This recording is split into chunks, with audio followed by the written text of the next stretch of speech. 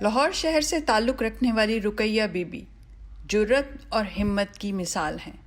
وہ اپنے بچوں کے بہتر مستقبل کی خاطر روزانہ 32 کلومیٹر تک سائیکل چلا کر لوگوں کے گھروں میں کام کرنے جاتی ہیں۔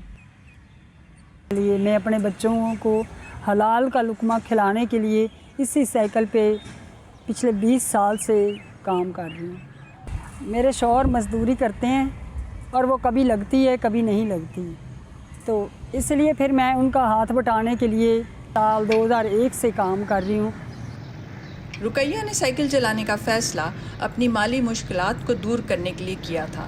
اپنی سواری ہونے کے باعث پبلک ٹرانسپورٹ کا کرایہ بھی بچ جاتا ہے اور وہ ملازمت کے مقام پر وقت پر بھی پہنچ جاتی ہیں۔ جی 300 روپے کرایہ لگتا ہے ڈیلی کا۔ اگر میں رکشوں وغیرہ پہ آؤں نا تو اتنا میرا کرایہ لگ جاتا ہے۔ میں اپنا کرایہ بچانے کے لیے میں کہتی جو میں نے کرایہ دینا ہے وہی میں اپنے بچوں کے منہ میں کچھ ڈال دوں گی، ان کی پڑھائی پہ لگا دوں گی، اور میری کالونی والے بھی خوش ہوتے ہیں۔ ٹائم سے آتی ہوں، ٹائم پہ جاتی ہوں۔ 38 سالہ رقیہ کو سڑک پر سائیکل چلانے کی وجہ سے بے شمار مسائل کا سامنا کرنا پڑتا ہے، لیکن انہوں نے رستے میں لوگوں کے تنگ کرنے اور منفی رویوں کی وجہ سے کبھی ہمت نہیں ہاری۔ لوگ بہت چھیڑتے تھے، کوئی ریسیں لگاتا تھا، کوئی کسی طرح، کوئی ساتھ سائڈیں مارتا تھا، تو بہت لوگ تنگ کرتے تھے۔ میں نے جذبہ نہیں چھوڑا، میں نے کہا ٹھیک ہے اب کوئی بات نہیں، جو ہوگا دیکھا جائے گا۔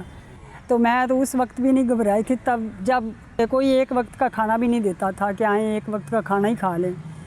پاکستان کے کئی علاقوں میں خواتین کا سائیکل چلانا آج بھی ایک معیوب عمل سمجھا جاتا ہے۔ اس بارے میں رقیہ کہتی ہیں کہ یہ ایک دقیانوسی سوچ کی عکاسی ہے، کیونکہ ان کے لیے سائیکل کی سواری ایک شوق نہیں بلکہ ایک ضرورت ہے۔ رشتے دار ہیں وہ کہتے ہیں کہ آپ کو سائیکل پہ دیکھ کے ہمیں تو شرم آتی ہے۔